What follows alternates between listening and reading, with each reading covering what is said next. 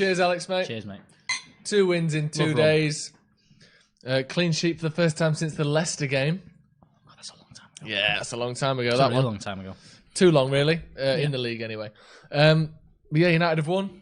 United beat Burnley. For those who didn't see it, you all know the score, don't you? It See says it at the bottom there, 2-0. there. That's not a bad result, is it? It was a really good result. That was Really That good. was the slip up we were expecting over the festive period. I know. It's weird, isn't it?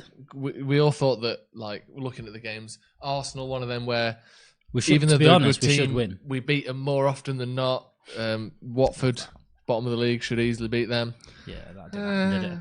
Yeah. And Burnley away, no matter who you are, that's a tricky test for everyone. Even Guardiola goes on about it all the time, doesn't he? He said that's one of the worst places. He hates going there.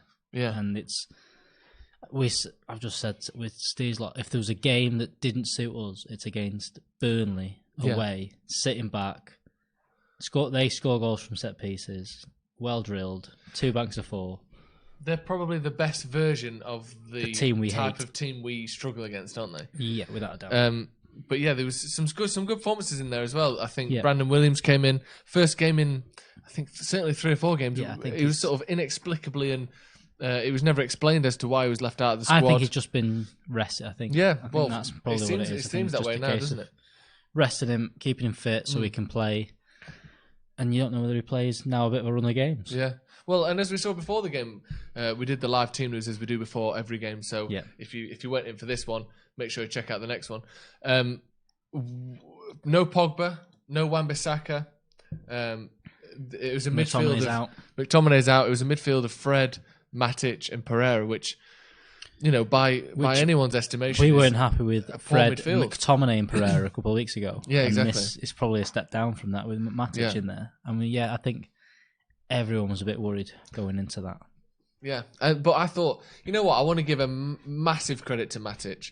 He did really well today. In the way that you talk about Mata, like, when a team sits back, you need someone to break them down, and Mata's got the pass. He's a bit old, he ain't got the legs. Yeah. Matic is like the sort of defensive midfielder equivalent of Mata. Like, he's still got some quality on the ball. He hasn't got the legs. If there's a player in front of him, he can still tackle him. Yeah. His positioning's still good. Yeah. He just can't recover for Fred's mistakes, which, looking at Fred's past success, he didn't make many. No. And he can't get up and down with play the way he used to. But when it's a game that we're dominating and we're pressing high up, he can still get in those good positions and play the balls out to the wingers and to Brandon Williams in particular, who in the first half especially was excellent. Yeah. I think everyone's criticism of Matic is he's probably a bit too safe with his passes. Yeah. I went to what game did he play? The Alkmaar game. Yeah. And there's so many times where you want him to fizz it into the striker and things like that, where he just wasn't doing it. No. Today wasn't a game that really needed to do that. When we were in possession, it was just a case of keeping things nice and simple. You've got players like Fred and Pereira around him who are going to try them passes anyway. Who are going to do the risk. And he did everything right, to be honest. I thought he was really good. I thought, like we said, Fred made... one of my biggest criticism of Fred is he wastes possession, whether that's bad passes, whether it's him getting tackled. We saw the Newcastle goal came from him. Admittedly, he was surrounded by players, but he got tackled, lost the ball, was on the floor when the ball went in.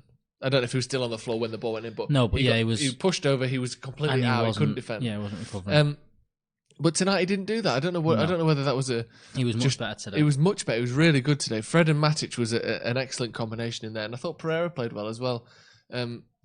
It was interesting. We didn't really make many chances, did we? But it was just clinical from United, I thought. But I think you go to Burnley, you're not expecting it to be dead easy, us scoring 4 or 5 goals. I don't think many people have, No.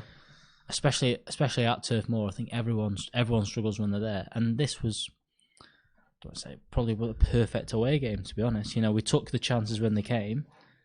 It's right good, isn't it? It's right good. I love it. How good is it? We're winning games. It wasn't ridiculously exciting. No. It wasn't scoring 5 or 6 goals. It wasn't free flowing football. But away at Burnley, it was a standard away win. You've done really, really well. Clean sheet, which we never get, no matter who we play. So you can't underestimate that. Scoring 2 goals, which again, I know it's only 2, but it's a clear gap, which means that those last 10 minutes didn't feel stressed. Didn't feel like we were going to. Well, I say last 10 minutes, we scored in the 90th minute, but you end the game with a feeling of, we can relax. This was a game that we won relatively comfortably. Burnley, despite only being 1-0 down for most of the game, didn't really make many chances. Can't really think of any. De Gea had one decent save that he made going down low to his right. And there was a couple of crosses in which you're expecting they're gonna have. But I mean, looking here, Burnley at home. Let's have a look. Beat Burnley Newcastle. home results. They lost to City 4-1. Yeah, they lost to Crystal Palace, so maybe not as good. Maybe not as good as it. But we know just from experience the way we've seen this against Watford. Burnley we saw us against Newcastle earlier in the season, Aston Villa, Crystal Palace, Wolves. It's a game that we struggle in, and I thought Brandon Williams, like we said, coming back in from 4 or 5 games out was excellent. He did everything right. Good defensively, offered something going forward, created some chances, and even when he got his booking at the end there, it was towards the end of the game, which was ridiculous anyway. Phil Barsley clearly sticking his leg out, and Williams went over his leg. But he's at that point in the game, 90th minute or whatever it was, we need to keep possession. Yeah, he's gone past someone, showed a bit of quality, and still looked to go forward. Which, I don't see Luke Shaw doing those kind of things. I don't see him as good as that. Luke Shaw's just I can't quite get my head around what's going on with him. I don't know enough to. I don't like ruling players out. I don't like saying that I know exactly how good a player can be and saying they'll never be better than that. But to me, from what we've seen from Luke Shaw, is you sort of see there's not enough. There seems to be a lack of effort. Yeah, especially defensively, and he seems to be happy from the edge of our 18-yard to the edge of their 18-yard. He's like a box-to-box defender. Inside our box, not particularly great defensively. No, and he steps in too much, doesn't track men very well. Yep. And inside their box, well, he doesn't get inside their box. No, he's doesn't create between the two boxes. He's pretty good, but he doesn't do those things at either end of the pitch that really. I mean, he's been there for a long time now, and you can't even 5 think years, of. 6 years. How many assists has he got in that? He's not even.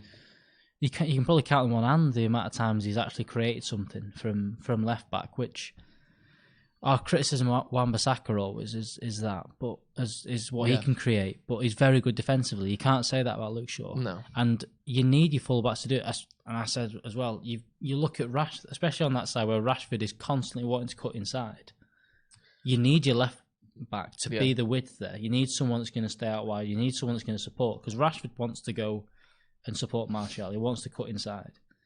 If you've not got someone on that left wing there who's your fullback, then you're struggling a bit. And it's funny as well because Brandon Williams, obviously everyone knows he's right-footed. His crosses with his left foot today were better than what we see from pretty much everyone else on their strong foot. Like he's good. He's good with both feet. He's good at cutting inside, and like I said, he keeps that width there, and he presses against the last man. And we were talking about it in the watch along, where there was a point where Maguire came up with the ball. Or was this? Yeah, there's a point where Maguire came up with the ball. I think it was Maguire, and because Williams stays wide and stays right on that line, he gets more time on the ball. The fullback can't go to Maguire. No, so Maguire has more time to come up with the ball. You sort of have to be in between the two. Yeah. So the pass is always on to Williams, because as a fullback you can't be stood on the touchline because you leave too much of a gap. We need to be doing more of that, because I think one of the things we signed Maguire for and was expecting from him, and what he did in the World Cup for England and what he did for Leicester a lot of the time was coming out with the ball. Yeah. At the minute, I've not seen us sort of utilising that enough. Yeah, I think that's more around the players around him not doing the right movement. The midfield, especially, I think. And they almost kind of aren't confident and kind of drop in, and it doesn't create the overload. It's just essentially swapping positions. And I think just by Williams doing that kind of movement, it's making things better. And we want to see more of Maguire creating them chances. Well, we saw it against Newcastle. I thought that was one of the first games he really... I think he does like to come up with the ball, but I thought he showed kind of a bit of danger in the final third against Newcastle. And again, we saw it tonight. There's a shot against Newcastle. He sort of went past a man, cut inside, and had a shot from 30 yards. Like a winger. Took a good save to the top corner to keep it out. But yeah, I think we're seeing more of that from Maguire. We're seeing, obviously, like we said, more from Williams. I thought Dan James on the right-hand side, 6 assists for United this season in the Premier League. It's very good. The most assists for anyone. His composure on the ball has grown. I don't know. I mean, people underestimate, I think, personally, as a human being. I'm not a footballer, but I am a human. As a human. Go on. The way people deal with pressure and the way people deal with excitement and stress. When he first came to United, he almost looked giddy. Do you know what I mean? He had like I think you would a silliness to his play almost. But So I don't know whether he's improved as a player or whether he's just sort of relaxed into his role. But the way he looks up and finds a man and makes the right decision, and the amount of, I think having the last game off so much was a good decision. Yeah, I think give him a bit of a break because yeah, I don't think he was signed as a starter. I think they were still expecting to sign someone on the right hand side, or at least leaving that space available. I think they still wanted a right winger. Sorry, you saying starter then? Made me think of a meal, and it made me hungry. Hungry. Just the word starter. I looked hungry. over, I saw some poppadoms on Steve's desk, and I'm starving now. Sorry, go on. He wasn't signed as a starter. He was signed as a main course. Where's he got them from? Give us some victory poppadoms, Steve. Come on. This is what the people are here for. How long have they been there, to be fair, though? 2 hour poppadoms. That's it. That'll be all right. We'll pop them straight in. Anyway, yeah, so... Alex, take the poppadoms, mate. Get the poppadoms in. Come on, boys. Ooh. Nice, then. Right, keep talking, boy. We'll keep talking. These are going to be lovely. We've got some mango chutney and some soft poppadoms. Let us know if you're eating anything at home. Yeah, so Dan James, in the last couple of games, he had the last game off. Not signed as a starter, and has played a lot of games, and has almost, I think, he got to the point where his run of form, and he wasn't still scoring assists, and he wasn't having bad games, he wasn't having amazing games. It had a dip. But I think it got to this point where he needed to... Speaking of dip. Have a bit of a break. Yeah. And he shouldn't be in there on merit. He wasn't deserving of that. And also, how good is today, it? Yeah, sorry. Came back in the team and got, I don't think he had his best game in the first half, maybe not in the second half, but he got booted up and down the pitch. Some of the tackles, and that relieves the pressure. A lot of I know it's horrible to draw, but that relieves pressure by going past a player and drawing a long breaking play. You get long breaking play. There was one tackle. Where was it? Where he should have been sent off that like that. James jumped in the air, and the tackle was still midway up his shin, so he must have been 2 feet off the floor. This tackle, it was a horrific tackle. Him, I thought could have possibly been a red. It's a good mango chutney. Like it's a really good chutney. It's a good mango chutney. And like I said, come on, Steve, get him, get him. Get a bit of poppadom, Steve. Stephen Howson, ladies and gentlemen. There he is. And off he goes. He wheels away. And off he goes. But yeah, how good is it as well that we went from last season having literally 0 right wingers in the club, one Matter playing on the right wing, to now we've got Dan James, who's, he scored, I think, 3 or 4 goals this season and 6 assists. And then in back up to him, you've got Mason Greenwood, who scored 8 goals. Almost all of them off the right wing. I think he came on as a striker against Sheffield United. Maybe a couple of other games as a striker, but generally he's been playing on that right hand side. We've got 2 players, like I said, neither of them are necessarily thought to be a starter. Yeah. Speaking of starter, and yet they both are playing and really well. Scoring and allow each other to have a break. It's really looking quite nice on that side now. Mm-hmm. Martial and Rashford, I thought both were on the poorer end of their spectrums. I thought Martial. To me, it's a tough game for us. My favourite thing about Martial at the moment is he seems to be evolving into a striker. I know he always wanted scoring goals. Well, no, I don't mean that. I mean the way he comes short, picks the ball up, turns and creates play from that central position. Yeah. There's a few times today where we play the ball up to Martial and he's turned with his back to goal, looking for those balls from midfield, and that's something I think he wasn't great at before. It's not a fun game for your forwards, I don't think, today, where You've not got a lot of space. We saw at one point I think it was the first or second half, there must have been 2 banks of 4 within 5 yards of each other. There was no space at all. No. So you're not going to get any time on the ball as a forward. And also there's no space to run in behind, which our 3 forwards all love. Yeah. But what we needed to do was, and this is our problem all the way, especially in these games, is when we get half a chance or get a big chance, we have to take it. And today, 2 bits of quality because Pereira won the ball. Great passing. Yeah, it was great, confident finish from Martial. And then, yes, it was the 96th minute and they were pushing up, but a great pass from Dan James, perfect pass. Yeah, and then Rashford. I can't say composed finish because it was a bit scrappy. It was a weird finish. He sort of slide tackled because it looked like he was always in control, but never in control at the same time. It was all over the place. His body was in control of the ball, but his mind had decided that he'd lost it 2 or 3 times. It was very Danny Welbeck-esque. It was. Yeah, it was like Bambi on ice kind of. It was weird because he had the ball, and then the ball was in front of him, and he thought, you know what? Instead of just shooting, I'm going to try and slide tackle and keep the ball. But instead, he got it wrong and kicked it in. But yeah, it was an excellent time to score, and it's nice to just that feeling when you can just go, oh, we've won this. Like I said, it was in the 90th minute or so. You can just sit there and realise you've won the game. I'm burping. We've been having rum and cokes. If any of you watch the watch along, I'm sure a lot of you do. My mate just sent me a message saying you look hungover in that Stretford Paddock. We're not hungover. That's because I am. We drink most I've been days. Hungover It's Christmas, isn't it? I don't drink every day. The problem is what you just said there. It's Christmas, isn't it? I've said that for like a week now. Let us know in the comments who was your man of the match and why as well. Do you Fosu Mensah can play? I assume you do think Fosu Mensah can play. We hope he's not played enough in the Premier League for me to really. It's going to be a difficult one to say. Yes, he can come in and start every week. But I think it would be nice to see him come back and see what he can do. Give a chance. Could play midfield is another option for us, especially. Because the McTominay one is we don't know what that's going to do. You do not know what they're going to come out with that, and they could say it could be a couple of weeks. It could be 6 months if it's the wrong. Ligaments is such a vague and they didn't say what had happened to that ligament. Didn't say what strained. Is he twisted it? Is he strained it? Is he snapped it? Like what? Is it an ACL jobby? Is it what is it? They've not said anything yet, but I would expect at least 2 or 3 weeks. Yeah, but it could easily be he's not playing again this season. It's mental, isn't it? It's weird. The way that Solskjaer phrased it before this game, he said, "It looks like he's done his ligament, so I don't think he'll be back for Burnley." Like. What do you think ligament? And obviously he knows. Maybe he knows more almost like a jokey thing, but like when you've done your like I said, that's anywhere between 3 weeks and 12 months. Like could be. Ligaments are hard to know. We shouldn't really even guess. Let's have a look at the Premier League table then. Liverpool. Wait, no. I'm going to just scroll up. If you just started there, look.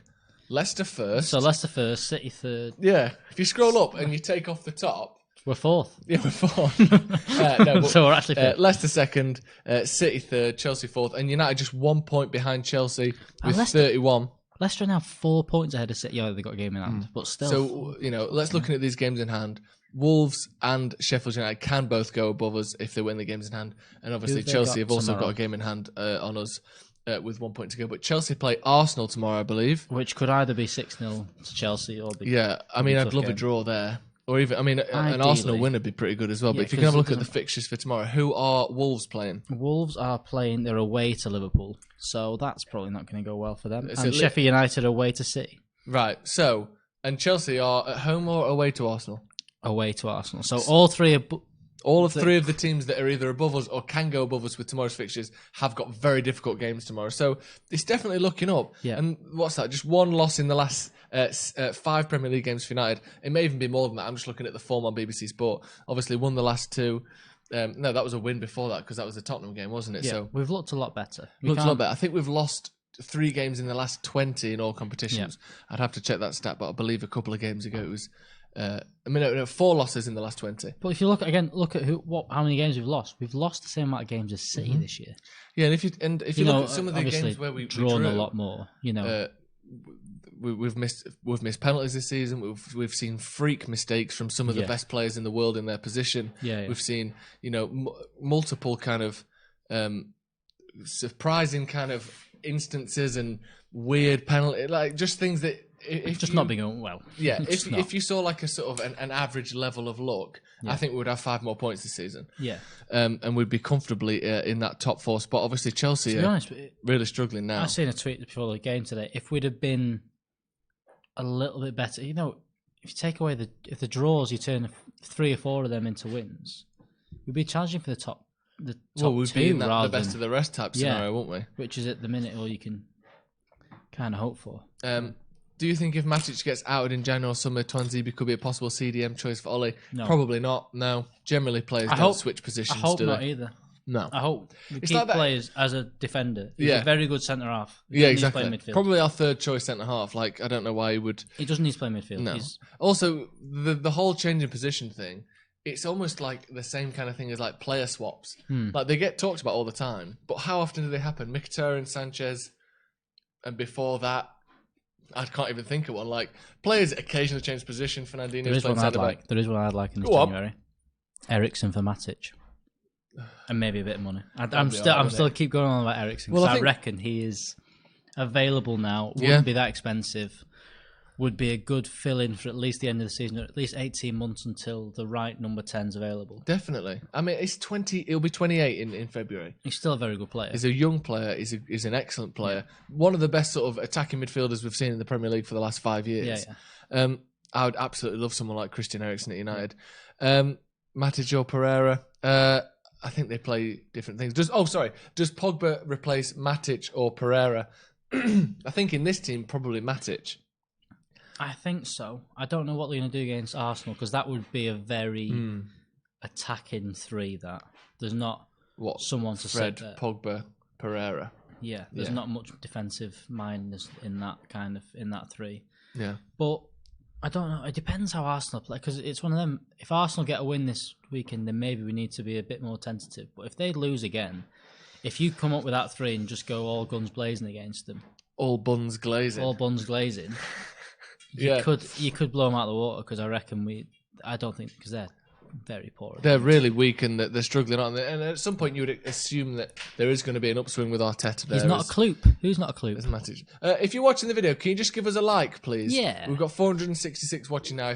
If you could just like the video, if you haven't already, that'd really help us. Help get the video seen. It helps loads of things. So that'd be really good if you could like the video for us. Eriksen has a great work rate, so he could be perfect for all his 10. I think he's the one he's looking at. That's something with Eriksen that kind of gets underestimated. Like, in the last few months, he's been sort of slagged off for being a bit lazy and poor. But before that, he was known for his work rate. Come back. He's not necessarily the best defensively. He doesn't get many tackles in. But I think the other thing is Tottenham themselves have been poor this year. Yeah, and they've been poor for as much as the Champions League run they had. Yeah, they've been poor for 8 months now. Yeah, it was dreadful after Christmas. Use United as an example. How bad do players look in a team that is losing games? Yeah, everyone looks bad. Everyone looks bad. How much stick did Fred get after the Watford game? Yeah. Horrendous. And now, last 2 games, everyone's gone, is Fred actually really good? Maybe he's really good. I personally, the thing, I wouldn't say he was. Yeah. When they play well, when they're in a team that plays well, they look a lot better than when they're in a team that's absolutely... Of course. Yeah, as we saw under Ferguson, so many players that if you put them in this team, they wouldn't improve it, but they can be in title-winning teams in good teams. Right. Anyway, thanks very much for joining me, Alex. It's been a good night, hasn't it? It's been a good week, actually. Forget the Watford crap. Yeah, more. We've had a lovely Christmas bit. We've had a lovely Boxing Day. The 28th of December has been lovely as well. We've got Arsenal coming up, of course, on New Year's Day. Hope everyone has a very nice New Year's Eve. Let us know what you're doing for New Year's Eve. We'll be here for the preview, the build-up, and the watch-along for the Arsenal game. Decade videos. Oh yes, and we've got tomorrow coming out. We have got the next, the third in our series of 4. We've got our worst moment of the decade for Man United. If you haven't seen the first 2 that are already out, go and check them out. Our Decade in Review series. They're really good. And then we'll have one final Decade in Review, which will be our Team of the Decade. That's coming out on New Year's Eve, so be sure to check that out. Thank you very much for joining us at home. Thanks for joining me here. Cheers, mate. So we're talking some poppadoms. We'll have some more poppadoms. See you in a bit. See you later.